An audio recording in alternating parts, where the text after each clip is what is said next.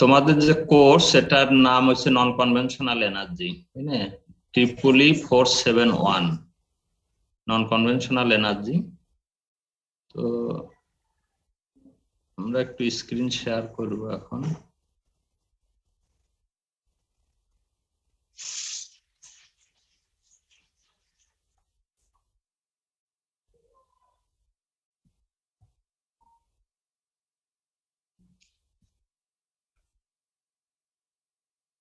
তোমরা কি স্ক্রিন দেখতে পাচ্ছ?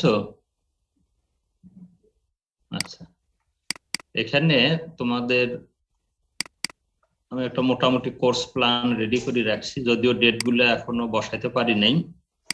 তোমাদের রুটিন ফিক্সড হলে ডেট গুলো বসাবো। তো আমাদের এই কোর্সের কোড হচ্ছে ট্রিপলি 471, কোর্স টাইটেল নন কনভেনশনাল এনার্জি। তোমাদের কয়েকটা চ্যাপ্টার আছে, 6-7টা চ্যাপ্টার। সেই চ্যাপ্টার অনুযায়ী আমি এই যে কোর্স লেকচার নাম্বার দিয়ে একটা রেডি করে রাখছি। এটা তোমাদেরকে আমি দিব, আজকে দিচ্ছি না, এটা ইমেল করে দেব। আর সামনের আমার আর একটু কাজ আছে, একটু বুঝতে হবে যে কোন কোর্সটা, কোন টাইপ টপিক্সটা একটু বড়, কোন টপিক্সটা ছোট, কোথাও হয়তো 2টা লেকচার লাগবে, কোথাও একটা লেকচার লাগবে। তো এভাবে আমি তোমাদেরকে আগামী কাল পারবো না, আগামী সপ্তাহে এটা দিয়ে দেব। এটা হলো আমাদের লেকচার প্ল্যান, কবে কবে কোন লেকচার হবে, ইনফ্যাক্ট পারলে ডেট গুলা সহ দিয়ে দিব, তাহলে আর আমাদের এই থাকবে না, ওই ডেট অনুযায়ী কাজ হবে। তো এটা গেল সিলেবাস। তোমাদের এই বাম পাশে আসে চ্যাপ্টার, এনে লেকচার নাম্বার। আর তোমাদের মাঝে মাঝে আমি ক্লাস টেস্ট নিব, এখানে দেখো লেখা আছে তোমাদের 2টা করি চ্যাপ্টার পরে একটা করি ক্লাস টেস্ট। এখন অনলাইনে কিভাবে নেওয়া যায় আমরা ওইটা একটু ওয়ে আউট করবো, সেটা পরে জানাবো। এই 2টা করি চ্যাপ্টার পরে একটা করি ক্লাস টেস্ট, এইভাবে 3টা ক্লাস টেস্ট অথবা অ্যাসাইনমেন্ট কিছু একটা দিয়ে তোমাদেরকে আমরা, যেটা তোমার মিড টার্ম পরীক্ষা দাও সেই মিড টার্ম পরীক্ষা দিতে হবে না, আপাতত অনলাইনে আমরা অ্যাসাইনমেন্ট এবং ক্লাস টেস্ট এগুলোর মাধ্যমে এই ইয়ার কাজটা সেটা শেষ করব, মিড টার্মের কাজটা। তো আমরা আজকে প্রথম লেকচার সোলার জিওমেট্রি, এখান থেকে আমরা motion of the earth about the sun এই টপিকটার উপর আলোচনা করব। হ্যাঁ, motion of the earth about the sun. আমরা যারা বাংলাদেশের যারা স্টুডেন্ট, মোটামুটি আমরা ছোটবেলার থেকেই এই সম্পর্কে একটু পড়াশোনা করি, প্রাইমারি স্কুল থেকে। পৃথিবী কি, আহ্নিক গতি, বার্ষিক গতি, তাই না? অক্ষাংশ, দ্রাঘিমাংশ পড়ছি না? তোমরা একটু রেসপন্ড করবা, হ্যাঁ হু না বললে তাহলে হবে না। একজন অন্তত ইয়েটা খোলা রাখো, আনমিউট রাখো, তাহলে আমরা একটু কথা বললে সুবিধা হবে আর কি। তো আমরা যখন ছোটবেলার থেকে পড়ে আসছি সেই জিনিসগুলো প্রথমে আমরা একটু রিকল করব এই কারণে যে আমরা যে নন কনভেনশনাল এনার্জি পড়ছি তার মূলত প্রধান অংশটাই হচ্ছে সোলার এনার্জি। অন্যান্য এনার্জি আমাদের আছে, টাইডাল এনার্জি, উইন্ড এনার্জি, সবগুলো আমাদের থাকবে, বায়োমাস সব। স্যার দু একজন ওয়েটিং এ আছে স্যার, একজন। আচ্ছা, ওয়েটিং।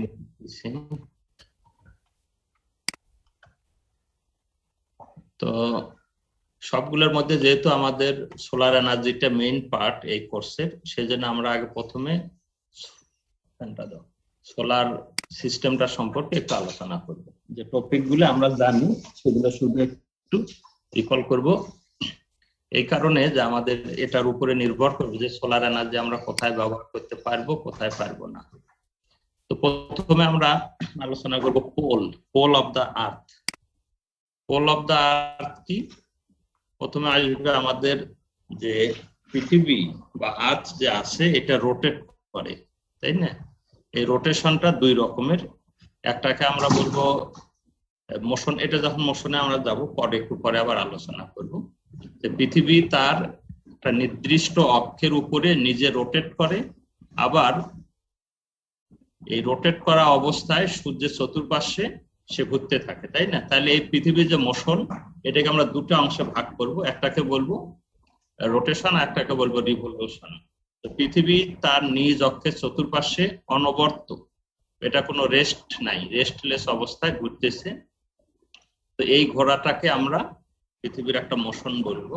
তো এটা যখন সে ঘোরে তখন একটা এক্সিসের সাপেক্ষে ঘোরে। এই এক্সিসটা আমরা একটু পরে ছবির সাহায্যে আরো ভালো করে দেখাবো, নিচের দিকে আছে ছবিটা।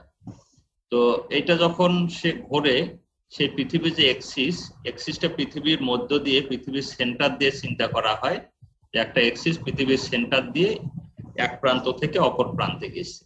তো এক প্রান্তকে বলা হবে নর্থ পোল, অপর প্রান্তকে বলা হবে সাউথ পোল। তাহলে the north pole is also known as the geographic north pole or terrestrial north pole, is the point in the northern hemisphere where the earth axis of rotation meets its surface. এটা আমরা জানি, it is called the true north pole to distinguish from the magnetic north pole. Magnetic north pole, magnetic south pole আছে, আজকে আমরা ম্যাগনেটিকটা আলোচনা করব না, শুধুমাত্র ট্রু নর্থ এবং ট্রু সাউথ পোল এই দুটো সম্পর্কে আলোচনা করব। আমরা যদি ফিগারের মধ্যে দেখি, তাহলে এরকম ভাবে যদি পৃথিবীর ম্যাপ চিন্তা করি, তাহলে দেখো এই জায়গায় নর্থ পোল, এদিকে কানাডা, এদিকে গ্রিনল্যান্ড। দেখা যায় না? স্ক্রিন দেখা যাচ্ছে না?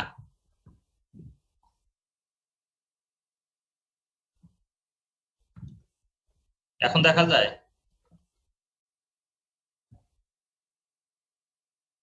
আচ্ছা, আমরা তোমাদের একটু পরে এটা ইমেল করে দিয়ে দেবো, একটু আপাতত ক্লাসে থাকো, তারপরে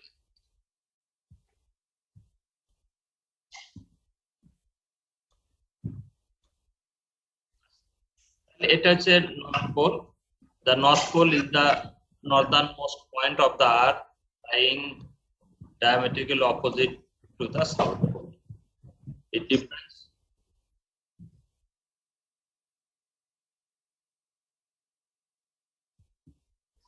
কোনটা দেব?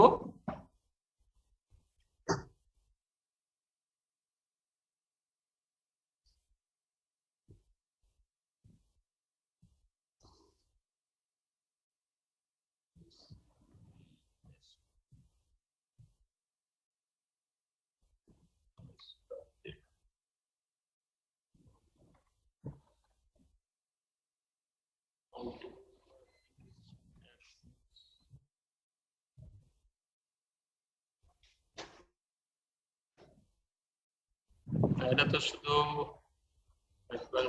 Multiple host only.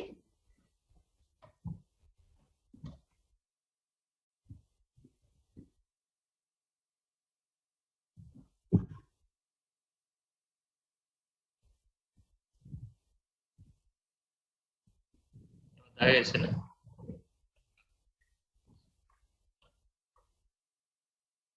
তাহলে এটা নর্থ পোল। স্যার আগের কিছু দেখা যায় না স্যার, যদি একটু উপরে নিয়ে যেতেন তাহলে ওগুলো দেখতে হতো।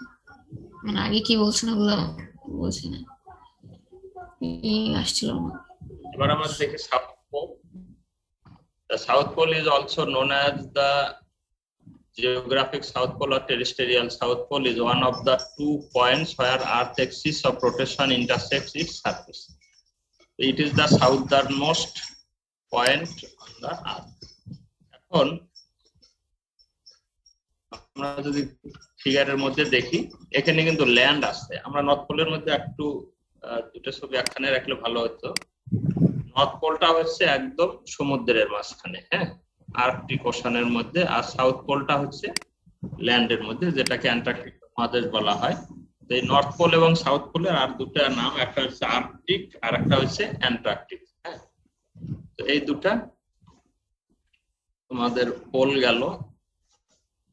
তারপরে আসলো ইকুয়েটর। এখন আমাদের ইকুয়েটর সম্পর্কে একটু ভালো করে অনুধাবন করতে হবে। The Earth's equator is an imaginary planetary line that is about 4,775 kilometer, 40,000 kilometer long in circumference. The equator divides the planet into 2 parts. One is northern hemisphere and another is southern hemisphere, and is located at 0 degree latitude. The halfway line between north pole and south pole. আমরা যদি north pole চিন্তা করি এবং south pole চিন্তা করি, দুটার north pole এবং south পোলের ঠিক মাঝখানে বরাবর যদি আমরা পৃথিবীর উপর দিয়ে সারফেস বরাবর একটা যদি লাইন চিন্তা করি, তাহলে সেটা একটা সার্কেল হবে। এই সার্কেলটা পৃথিবীকে দুই ভাগে ভাগ করে, একটা হচ্ছে নর্দার্ন হেমিস্ফিয়ার আর একটা হচ্ছে সাউদার্ন হেমিস্ফিয়ার। এই নর্দার্ন হেমিস্ফিয়ার এবং সাউদার্ন হেমিস্ফিয়ার যে দুই ভাগে ভাগ করলো যে লাইন, এই লাইনটাকে আমরা বলবো ইকুয়েটর। ইকুয়েটরের যদি আমরা ল্যাটিটিউড বলি তাহলে এটার মান হচ্ছে 0। এখান থেকে আমরা যদি নর্থে যাই তাহলে নর্থ, আর সাউথে গেলে সাউথ। নর্থের দিকে নর্থ পোল, সাউথের দিকে সাউথ। এইটা আমাদের একটা হচ্ছে গ্রেট সার্কেল। তো এই নর্থ পোল থেকে সাউথ পোল পর্যন্ত পৃথিবীকে এরকম 5টা সার্কেলে ভাগ করা হয়। মূল সবচেয়ে যেটা মাঝখানে বড় সার্কেল, এটার নাম হচ্ছে ইকুয়েটর। আর আরো 4টা সার্কেল আছে। একটা নাম আমরা বলবো ট্রপিক অফ ক্যাপ্রিকন, একটা হলো ট্রপিক অফ ক্যান্সার। এটা আমরা একটু দেখি দেখাই।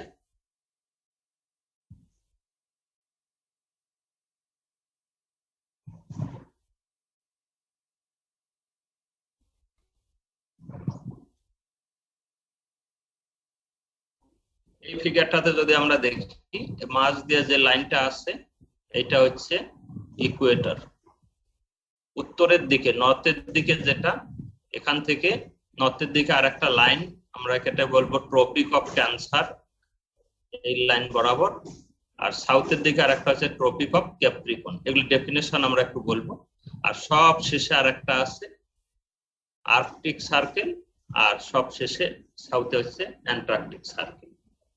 এই ট্রপিক অফ ক্যান্সার এবং ট্রপিক অফ ক্যাপ্রিকন, এই দুটার বৈশিষ্ট্য হলো যে সূর্য, এখানে দেখো সূর্য যখন পৃথিবী যখন সূর্যের চতুর্দিকে ঘোরার সময় একটু টিল্ট অবস্থায় ঘোরে।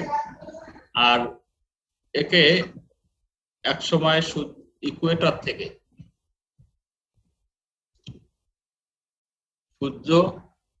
সূর্যকে ইকুয়েটরের থেকে সব দক্ষিণে যতদূর যেতে পারে, আবার সব উত্তরে একটা সার্টেন ডিস্টেন্স পর্যন্ত থেকে পৃথিবী রোটেট করে। তো যতদূর উত্তরে রাখি, যার পরে আর সূর্য এদিক যেতে পারে না বা যায় না, সেই লাইনটাকে আমরা বলবো ট্রপিক অফ ক্যান্সার। আমরা এখানে নিচের সংজ্ঞাটা লিখি। আর প্রাইম মিডিয়াম আছে মেরিডিয়ান, এটা আমরা একটু পরে আসতেছি। তার আগে আমরা ট্রপিক অফ ক্যান্সার সম্পর্কে আলোচনা করি। Tropic of cancer, which is also referred to as the northern tropic, is the most northerly circle of latitude on the earth at which the sun is directly overhead. অর্থাৎ এই লাইনের উপরে সূর্য মাথার উপর বরাবর অবস্থান করতে পারে। এর পরবর্তীতে আমরা যদি আরো উত্তরে যাই তাহলে আর সূর্য মাথার উপরে থাকে না। তাহলে আমাদের ইকুয়েটর থেকে সর্ব উত্তরে যতদূর পর্যন্ত সূর্য ওভারহেডে থাকতে পারে, এই সব শেষের পজিশন যেটা, সেই লাইনটাকে আমরা বলতেছি ট্রপিক অফ ক্যান্সার। এটা মূলত 23.26 রাফলি 23.5 লেখে অনেক জায়গাতে ডিগ্রি ল্যাটিটিউড। অর্থাৎ ইকুয়েটর থেকে 23 ডিগ্রি বা 23.5 ডিগ্রি পর্যন্ত এই অবস্থানটা থাকে। The Tropic of Capricorn, it is the southern hemisphere counterpart, making the most southerly position at which the sun can be directly overhead is the Tropic of Capricorn. These tropics are 2 of the 5 major circles of latitude that mark maps on the earth.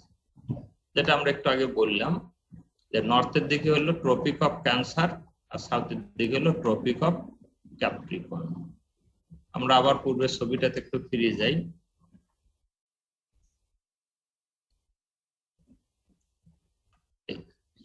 এখানে দেখি আমরা যে এই মাঝের জায়গাটা দেখো অন্য জায়গা দুটার থেকে একটু ব্রাইট দেখানো হয়েছে। এই ব্রাইট দেখানোর উদ্দেশ্যটা হলো যে সূর্য মূলত এই ইকুয়েটরের, কিছু বললা?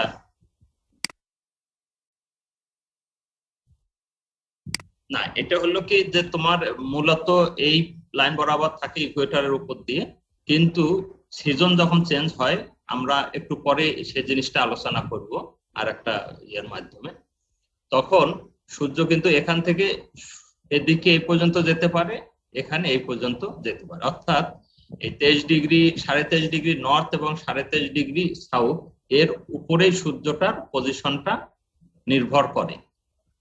এর এ পাশে সূর্যের আর ওভারহেডে থাকতে পারেন, এর মধ্যে থাকে এই এই এই অংশটুকু। এটা আমরা একটা ফিগারের মাধ্যমে একটু পরে আর একটা ফিগারের মাধ্যমে দেখাবো, যখন যেখানে সিজন কিভাবে চেঞ্জ হয় সেটা।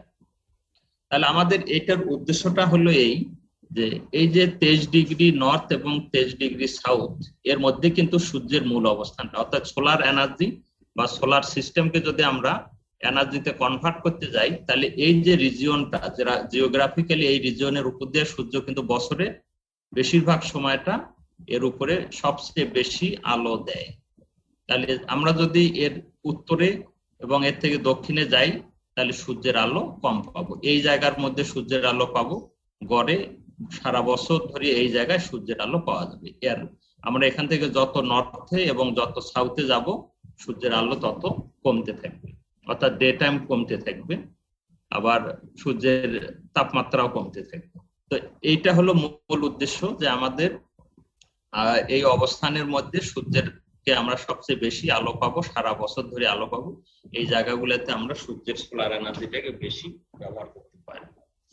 আমরা যদি দেখি বাংলাদেশের অবস্থান কোথায়, এই এখানে বাংলাদেশ, তাই না? এখানে এখানে বাংলাদেশ, অর্থাৎ ট্রপিক অফ ক্যান্সারের মধ্যে আছে, অর্থাৎ বাংলাদেশও আমরা আলো পাবো আর কি, একদম শেষ মাথায় আছে, সারা বছর ধরে আমরা আলো পাবো। এখন আমরা প্রাইম মেরিডিয়ান সম্পর্কে একটু আলোচনা করি, তারপরে আমরা অন্য দুটো সার্কেলে চলে যাব। তো প্রাইম মেরিডিয়ান ইম্পর্টেন্ট আর একটা লাইন, সেটা হলো এটাকে আমরা বললাম যে নর্থ পোল এবং সাউথ পোলের মাঝ বরাবর যদি আমরা একটা লাইন চিন্তা করি সেটাকে আমরা বলি ইকুয়েটর, যেটাকে বাংলায় বিষুব রেখা বলে। এখন এই বিষুব রেখা করে কি, নর্থ পোল নর্থ হেমিস্ফিয়ার এবং সাউদার্ন হেমিস্ফিয়ার, এই দুই হেমিস্ফিয়ারে পৃথিবীকে ভাগ করে। এখন যদি আমরা আর একটা চিন্তা করি যে উত্তর দক্ষিণে না করি, আমরা যদি পূর্ব পশ্চিমে চিন্তা করি, যে এমন একটা লাইন আমরা চিন্তা করব যে লাইনটা পূর্ব এবং পশ্চিমে পৃথিবীকে দুই ভাগে ভাগ করবে, ওয়েস্টার্ন এবং ইস্টার্ন হেমিস্ফিয়ার। তাহলে ওই নর্থ পোল এবং সাউথ পোল এবং ইকুয়েটর এর একটা বৈশিষ্ট্য ছিল যে পোল থেকে মাঝখানে আমরা যদি একটা লাইন চিন্তা করি তাহলে সে যেখান দিয়ে যাক না কেন সেই লাইনটাই হলো ইকুয়েটর। কিন্তু এখন আমরা এই লাইনটা কোন ভাবে চিন্তা করব, এখানে তো কোনো রেফারেন্স পাচ্ছি না, তাই না? এটা বলা হচ্ছে যে নর্থ পোল এবং সাউথ পোল দিয়ে লাইনটা যাবে, যেটা ইংল্যান্ডের যে লন্ডন শহর আছে, লন্ডনের গ্রিনউইচ পয়েন্ট যেখানে আছে একটা মান মন্দির আছে, ওই মান মন্দির দিয়ে নর্থ পোল এবং সাউথ পোলের মধ্য দিয়ে যদি আমরা একটা সার্কেল চিন্তা করি, সেই সার্কেলটাকে বলা হবে prime Meridien.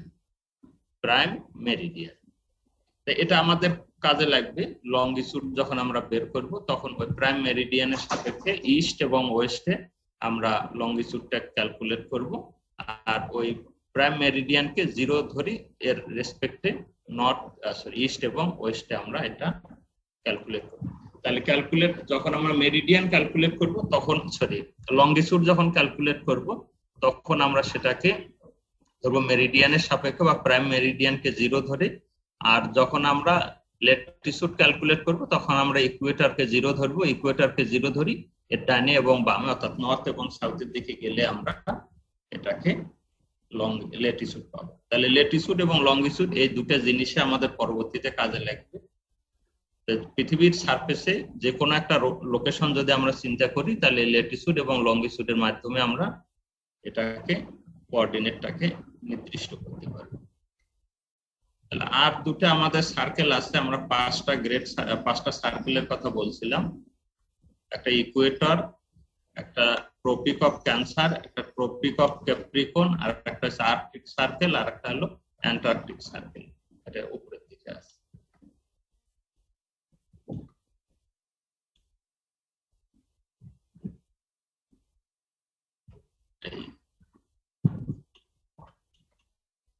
The Arctic Circle is one of the two polar circles and the most northerly of the 5 major circles of latitude as shown in the maps of the earth. একটু আগে আমরা উপর দিকে দেখলাম।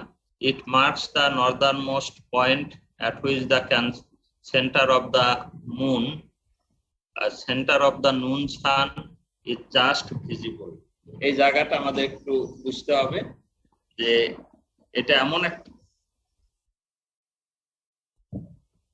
এমন একটা লাইন যেখান থেকে দুপুরবেলা সূর্য দেখা যায়। On the December solstice. এই সলিস্টিস একটা নতুন শব্দ আসলো, এটা আমরা একটু পরে বলবো।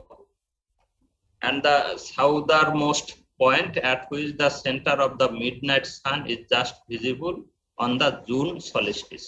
তাহলে দুটো সলিস্টিস এখানে আমাদের আলোচনা হবে। একটা হলো ডিসেম্বর সলিস্টিস আর একটা হলো জুন সলিস্টিস। সলিস্টিসটা কি জিনিস? সলিস্টিসটা হলো সূর্য থেকে পৃথিবীর সবচেয়ে ফার্দেস্ট ডিস্টেন্স। সূর্য থেকে পৃথিবী যত সবচেয়ে বেশি দূরে যখন অবস্থান করে সেটাকে সলিস্টিস বলা হয়। আমরা জানি পৃথিবী যখন সূর্যের চতুর্দিকে রোটেট করে তখন সেই রোটেশনটাকে কি পথ দিয়ে ব্যাখ্যা করা হয়? ইলিপ্টিক্যাল শেপের একটা পথ, তাই না? পৃথিবী সূর্যের চতুর্পাশে যে ওর পথে রোটেট করে সেটা একটা ইলিপ্টিক্যাল পথ, এটাকে আমরা অরবিট বলি, যে ইলিপ্টিক্যাল অরবিটে রোটেট করে। ইলিপসের মধ্যে আমরা কি জানি? দুটো পয়েন্ট থাকে সবচেয়ে দূরে আর দুটো থাকে কাছে। শেপটা আমরা একটু পরে আর একটা ইতে দেখাবো। তাহলে এই যে যখন ডিসেম্বর মাস এবং জুন মাস, এই দুই সময় কি করে? পৃথিবী সূর্য থেকে সবচেয়ে দূরে অবস্থান করে। এই দুটাকে বলা হয়, একটাকে ডিসেম্বর সলিস্টিস আর একটাকে বলা হয় জুন সলিস্টিস। তাহলে এটা গেল বৈশিষ্ট্য। এই সময় দুপুরবেলা এবং মিডনাইটে সূর্যকে দেখা যায় এই আর্কটিক সার্কেল থেকে। এখন যদি আমরা অ্যান্টার্কটিক সার্কেল বলি, এটা হলো ওটার উল্টাটা। Antarctic circle the most southern part, southerly of the 5 major circles of the latitude that mark maps on the earth. The region south of this circle is known as the Antarctic, and the zone immediately to the north is called the southern temperate zone. The south of the Antarctic circle, the sun is above the horizon for 24 hours at least once per year, and the center of the sun is below the horizon for 24 hours at least once per year. This is also true within the equivalent polar circle, the northern hemisphere. এটা আমরা একটু আগে বললাম। The position of the Antarctic circle is not fixed. এটা আবার অন্য জিনিস, এটা তোমাদের একটু না বললে হবে। এটা ফিক্স থাকে না, সময় সময় এটা চেঞ্জ হয়, তাই বলছে। এখন আমরা আরেকটা দিতে যাব। আমরা এই ফাইলটা একটু ক্লোজ করি।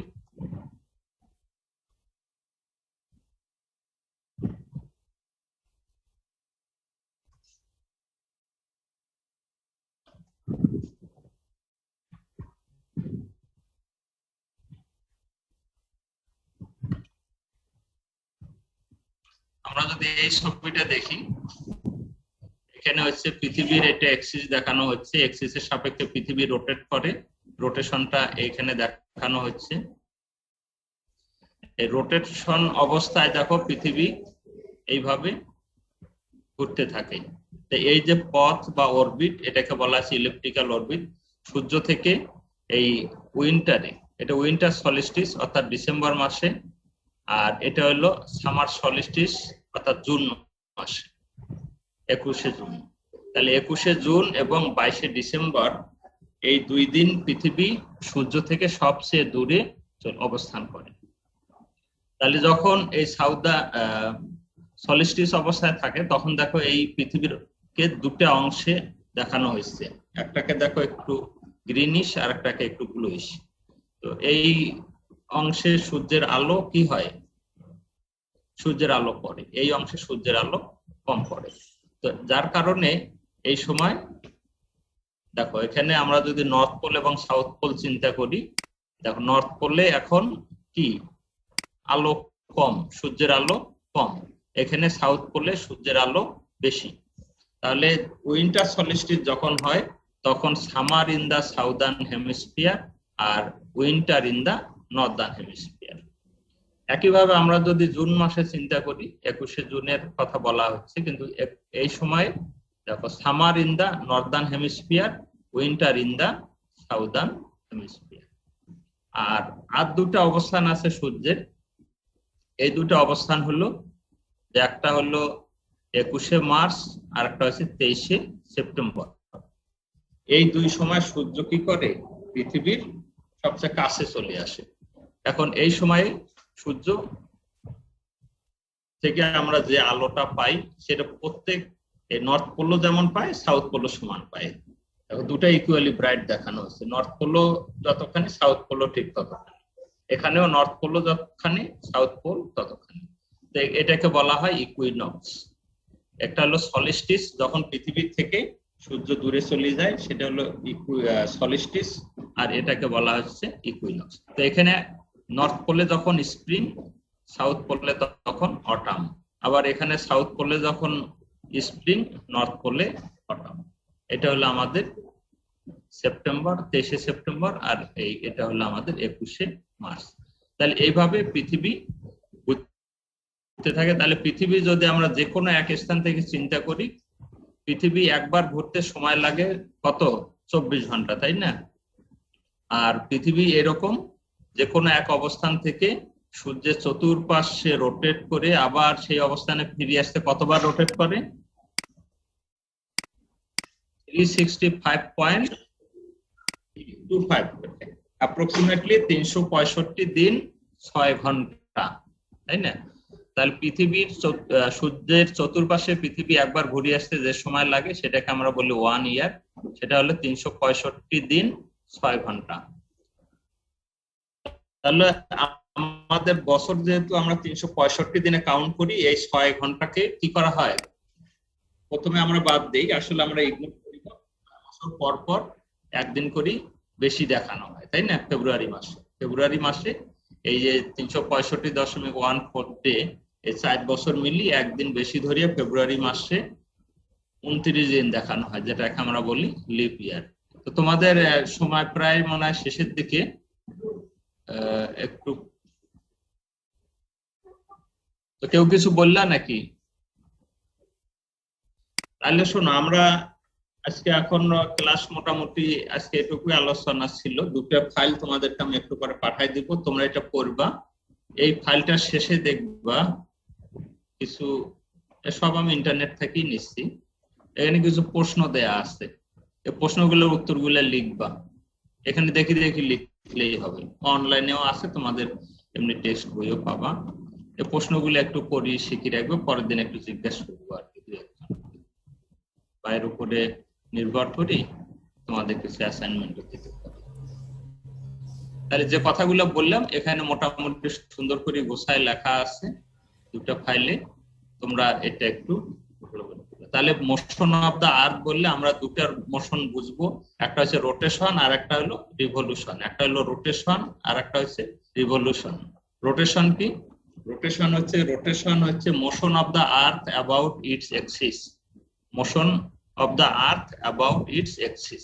আর রিভলিউশন হচ্ছে কি? Motion of the earth in the orbit around the sun, motion of the earth in a orbit around the sun.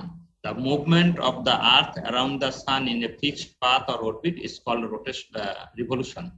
Rotation is the movement of the earth on its axis. এই দুটো বুঝতে হবে। আজ আমাদের যদি বলা হয় মোশন অফ আর্থ কয়টা, দুটা, একটা হচ্ছে রোটেশন আর একটা হচ্ছে রিভলিউশন। তারপরে এই যে অরবিটাল বলা হচ্ছে, আর আরেকটা আমাদের পরের দিন আমরা এটা একটু আলোচনা করব যে আমাদের টিল্ট, অর্থাৎ এই যে আমাদের যে পৃথিবীর যে অ্যাক্সিস, আমরা একটু নিচের দিকে এই ফিগারটাতে যাই, এখানে যদি আমরা দেখি যে এই যে অরবিট, তাহলে অরবিটের একটা কি ইলেকট্রিক্যাল পাথ, তাই না? তাহলে আমরা যদি এই বরাবর একটা প্লেন চিন্তা করি, প্লেন, এই অরবিটটা যে আছে ইলিপ্স, সে বরাবর যদি একটা প্লেন চিন্তা করি, তাহলে দেখো এই প্লেনের সঙ্গে পৃথিবীর যে অ্যাক্সিস কি করছে, একটা অ্যাঙ্গেল করে আসে না? কিন্তু 90 ডিগ্রিতে নাই, 90 ডিগ্রিতে নাই, এটা একটা অ্যাঙ্গেল করে আছে। মূলত এই প্লেন অফ অরবিট যেটা আর এক্সিস অফ দা আর্থ, এই দুটার মধ্যে অ্যাঙ্গেল হচ্ছে কত ডিগ্রি? 66.5 degree, 66.5 degree. এটা আমরা পরের দিনের ক্লাসে আমাদের আলোচনা করব। এটা তোমাদের ফিগারটা দেয়া থাকলো